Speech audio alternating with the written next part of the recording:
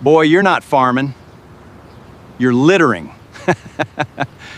Dale Prout said it loud enough that every man at the co-op counter turned around.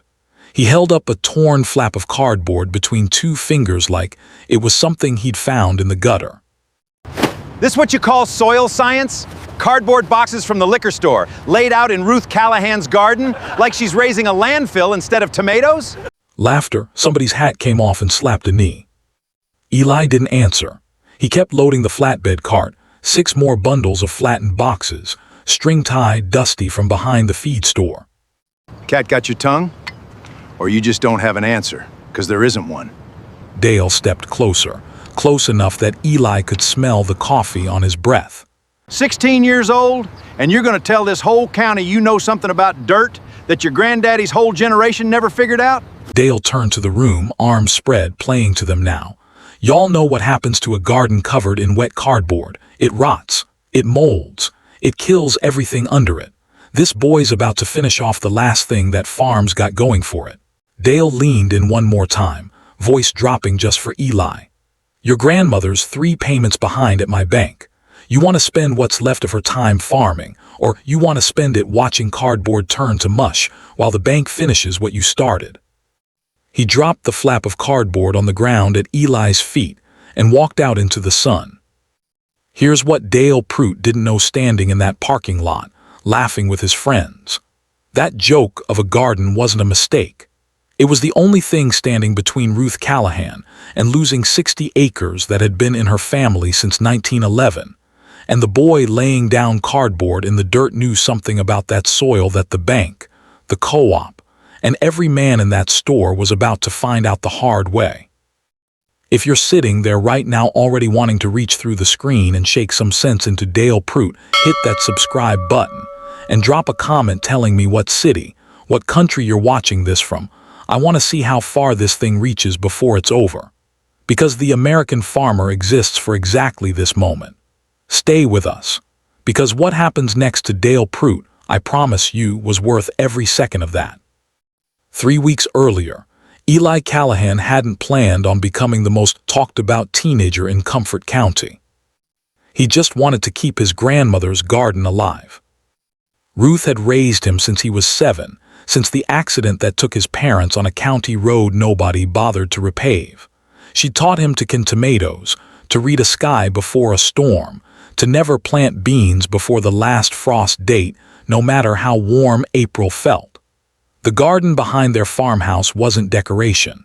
It was groceries. It was the difference between a winter with food in the cellar and a winter without.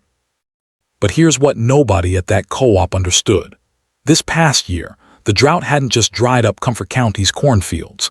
It had cracked the Callahan garden soil into plates you could lift with your hand. Ruth's tomatoes had come up stunted. Her squash had burned at the edges by July. And when Ruth's hip gave out in June, bad enough she couldn't kneel in dirt anymore, bad enough the doctor said no bending for at least 4 months, the garden had become Eli's alone to save. Which was exactly when the letter came. Prout County Savings and Loan. 90 days to bring the mortgage current, or the bank would begin foreclosure proceedings on the Callahan farm. Dale Prout's bank. And that's when everything changed. Because 2 nights after that letter came, Eli found something in his father's old workshop that nobody in Comfort County knew existed. A soil conservation grant application, half filled out, dated 11 years ago with his father's handwriting in the margins. Dry land gardening, moisture retention, soil rebuilding without irrigation. His father had been trying to save this land the exact same way, the exact same season he died. Eli didn't tell his grandmother, not yet, because the grant needed proof, a working demonstration plot, verified soil moisture and organic content, submitted before the county extension office's fall deadline. 90 days to save the farm from the bank. 60 days until the grant deadline. The numbers didn't leave him room for a normal garden. They left him room for cardboard. But here's the part that will make your blood boil. Dale Prout didn't just laugh at Eli once. He made sure the whole county laughed with him.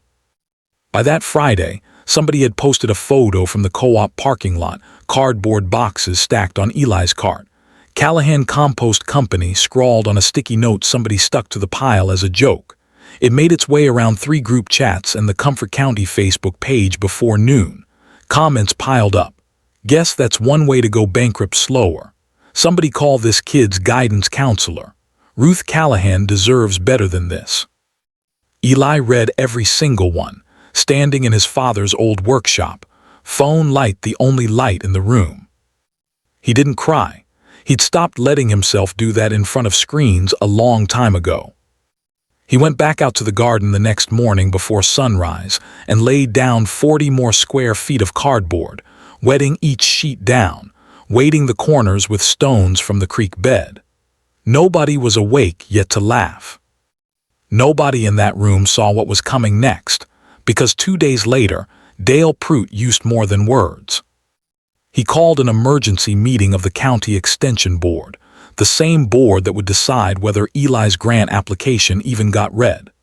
Dale wasn't on the board officially, but his brother-in-law chaired it, and Dale showed up anyway, uninvited, as a concerned community banker, and spent 20 minutes describing the Callahan garden as an eyesore, a fire hazard, and his words, an embarrassment to serious agricultural practice in this county. The board didn't reject Eli's application outright. They didn't have to. They simply tabled it pending further review, which everyone in that room understood meant it would sit in a drawer until the fall deadline passed on its own. 90 days from the bank, now 0 days of real chance from the county. And that decision, that one decision, was about to cost Dale Prout more than he could imagine. Wait, because it gets worse. Eli's Uncle Frank, Ruth's younger brother, the one who'd promised at Christmas that he'd always look out for this family, sat on that extension board too. He didn't defend Eli, he didn't even speak. Later at a diner off Route 9, Frank finally told Eli why. Dale Prout held the note on Frank's own equipment loan, the tractor, the combine, everything Frank used to keep his own 200 acres running. Dale had made it clear, quiet and pleasant over coffee the week before, that certain payment extensions depend on people staying reasonable about certain community matters. "I've got my own family to think about, Eli," Frank said, not meeting his eyes. "I'm sorry, I really am." Eli didn't say anything back. He drove home in his grandmother's truck with his hands tight on the wheel the whole way, replaying every Christmas, every promise, every "I've got you" his uncle had ever said. Here's what nobody knew yet: Eli wasn't finished. If the extension board wouldn't verify his soil data officially, he'd get an independent source instead. He drove 45 minutes to the State University Extension Lab and paid, out of his own summer job savings, to have soil samples tested from under the cardboard beds and from the exposed dirt beside them, side by side, same field, same week. The results came back 9 days later. Moisture retention under the cardboard beds, nearly triple the exposed soil. Organic matter breaking down into the topsoil at a rate the lab technician called, in his own careful words, unusually promising for a dry land trial of this size.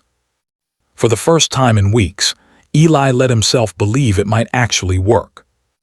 And that's when everything changed again, because 2 nights after the results came in, a wind came through Comfort County that the Weather Service hadn't warned anybody about. 60-mile-an-hour gusts, straight off a dry front, no rain behind it. Eli woke up to his phone buzzing at 5 a.m., a neighbor's message. "You'd better get out here."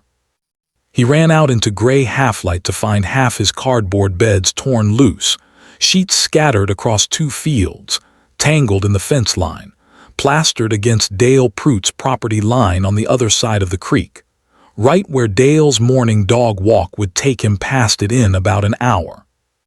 Ruth stood on the porch, one hand on her cane, watching her grandson run barefoot across frost-hardened ground, trying to catch cardboard before the wind carried the last of his proof away. "Eli," she called out, voice tight with something between fear and fury. What in God's name is happening to this farm? He didn't have an answer yet. But somebody was about to walk out of that farmhouse behind her. Somebody nobody in Comfort County expected to see again. And everything about to happen next was going to make Dale Prout very sorry he ever laughed. The screen door banged open, and a man stepped out onto the porch that nobody in Comfort County had seen in almost 4 years. Walter Kessler, Ruth's late husband's old business partner, the man who'd co-signed the original farm loan back in the 90s before a falling out nobody ever fully explained sent him packing to Tennessee. "Ruth called me last week," Walter said, watching Eli chase a sheet of cardboard across the frost. "Told me what was happening, told me about the boy. I figured it was time I came back and saw for myself." Eli didn't know what to make of him. Ruth had never once mentioned Walter Kessler's name in 9 years of living under her roof. But here's what nobody knew yet. Walter hadn't just come to visit. He'd come because he still held paperwork from 1998 that could change everything. Walter sat at the kitchen table that morning, an old accordion folder in front of him, and told Eli something that made the boy's stomach drop.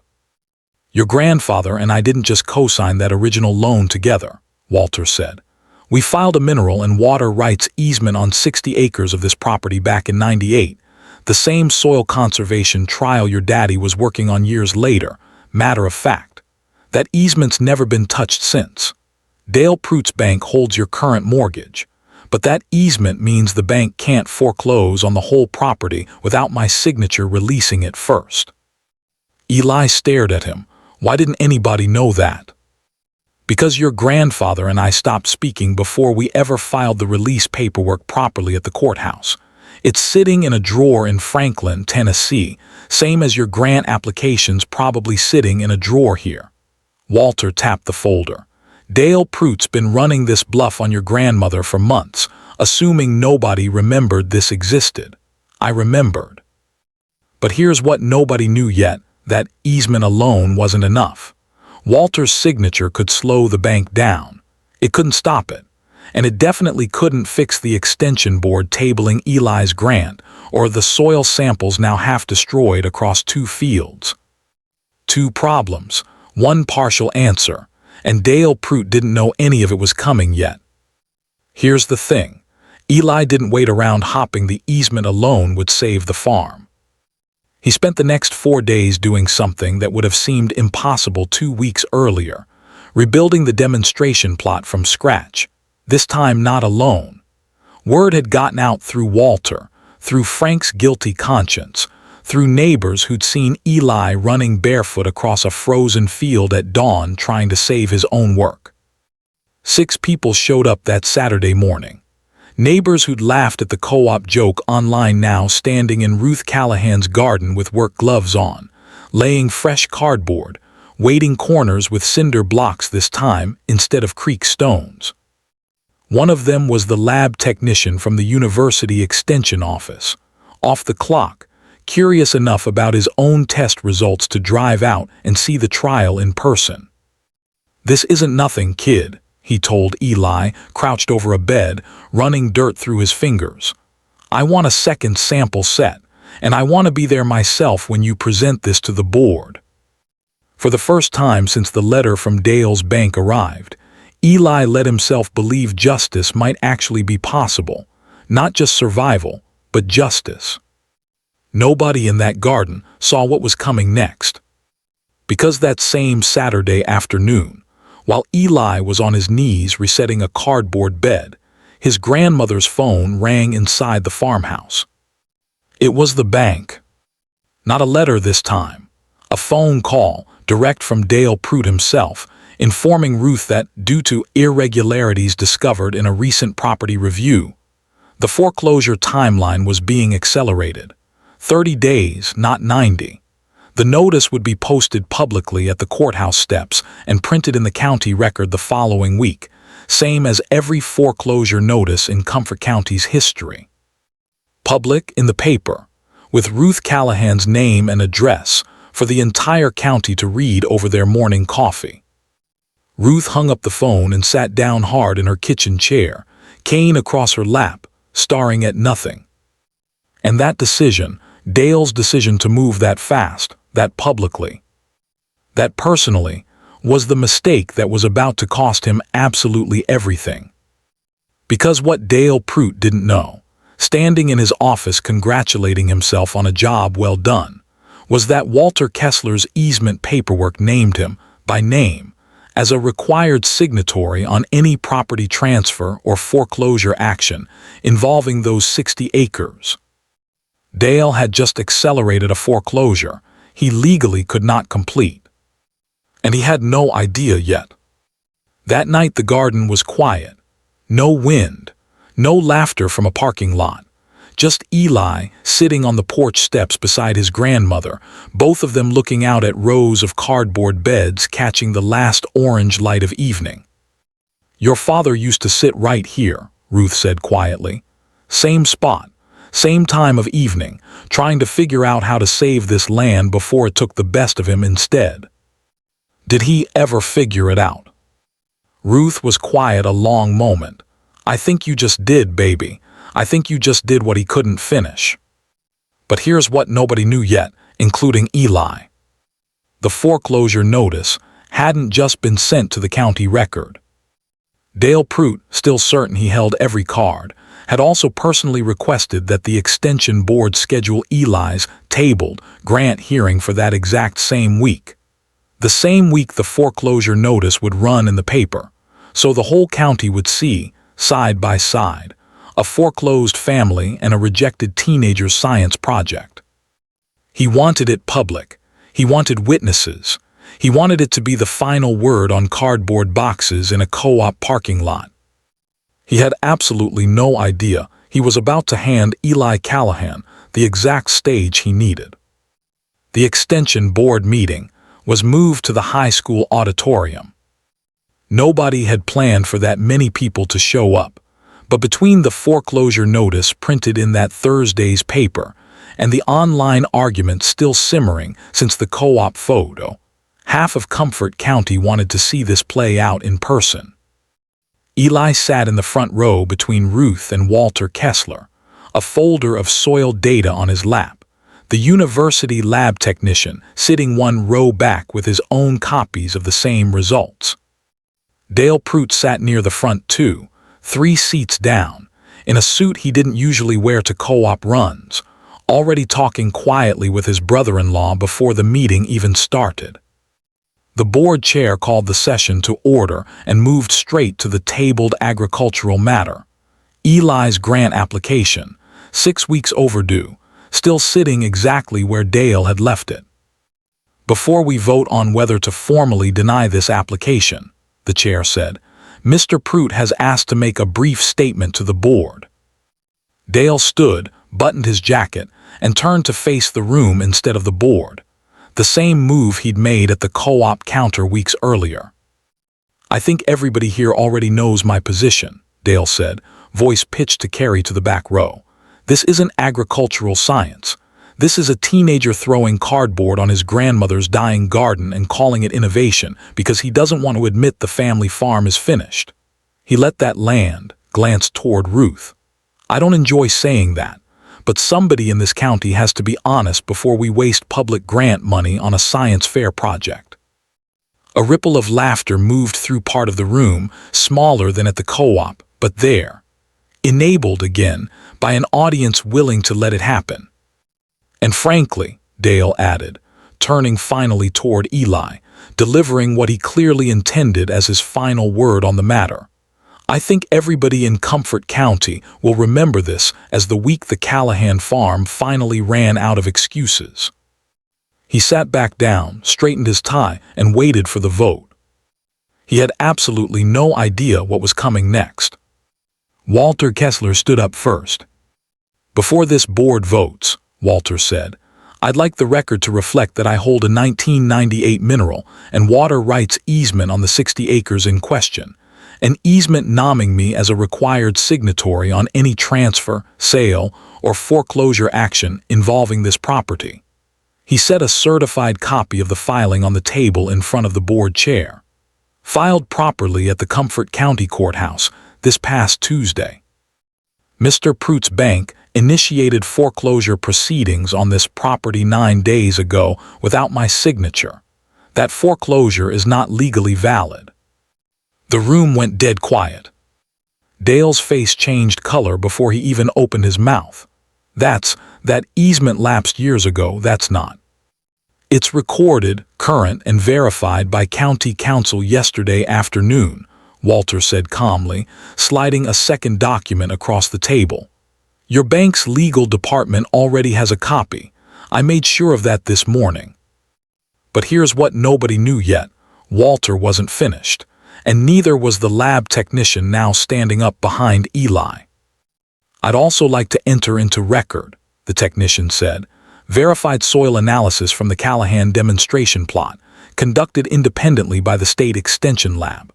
Moisture retention under the cardboard mulch method tested at nearly triple that of exposed soil in the same field, same week. Organic matter rebuild rate is, in my professional opinion, one of the strongest dry land trial results I've personally reviewed for a property this size. He looked directly at the board.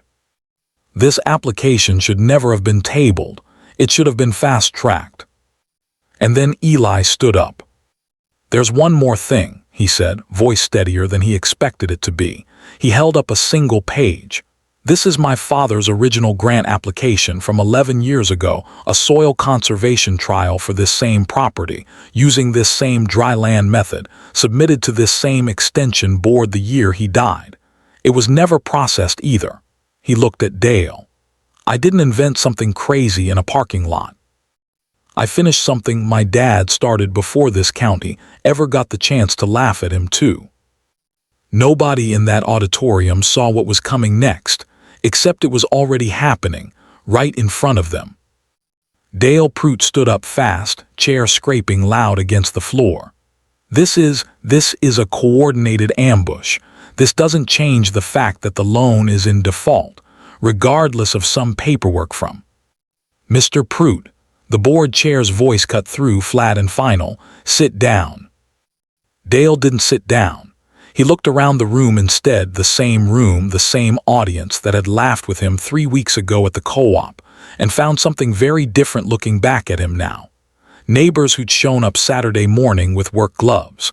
The lab technician shaking his head slowly. Even his own brother-in-law, the board chair, refusing to meet his eyes. Given the documentation just entered into record, the chair continued, this board has no choice but to void the tabled status of the Callahan grant application effective immediately, and refer the matter of the accelerated foreclosure to County Legal Counsel for review of Pruitt County savings and loans compliance with recorded easement law. He paused. Mr. Pruitt, I'd also remind you that soliciting loan-related favors tied to community board decisions, which several people in this room have described to me privately over the past week, is something County Council will be looking into as well. Frank, 3 rows back, put his face in his hands. Dale stood there in his buttoned suit, in the same room where he delivered his final word on the Callahan farm 20 minutes earlier, and had absolutely nothing left to say. He walked out of that auditorium alone, past every person who'd laughed with him at the co-op 3 weeks before, and not one of them said a word on his way out. 6 weeks later, the grant came through, full funding for a county-wide dry land soil restoration pilot program, with the Callahan farm as the founding demonstration site. Ruth's hip had healed enough that she could sit on an overturned bucket at the edge of the garden most mornings, directing rather than kneeling, watching Eli and a rotating crew of neighbors, the same ones who'd shown up that Saturday, expand the cardboard mulch beds across 3 more acres. Frank came by most weekends now. He didn't say much about the board meeting. He didn't have to. He just showed up with tools and stayed until dark. Walter Kessler stayed in Comfort County longer than he'd planned. Said something about unfinished business with an old friend. Nobody pushed him to explain further. And the foreclosure notice that had run in the county paper that awful Thursday. The following month, That same paper ran a different story. A photo of Eli Callahan standing in a field of green, thriving vegetables where cracked dirt had been 3 months earlier, next to his grandmother, next to a headline that read, "Comfort County Teens Cardboard Garden Becomes Statewide Model for Drought Resilience." Dale Prout read that paper alone in his office. Nobody laughed with him this time either. Eli didn't gloat. He didn't need to. He just kept working every morning in soil his father had tried to save 11 years before him. Soil that was finally, quietly, coming back to life. That right there is why we tell these stories. If this one hit you, share it with someone who needs to hear it today. Subscribe to The American Farmer. Drop a comment below and tell me, did you see it coming? Because I want to know. We'll see you in the next one.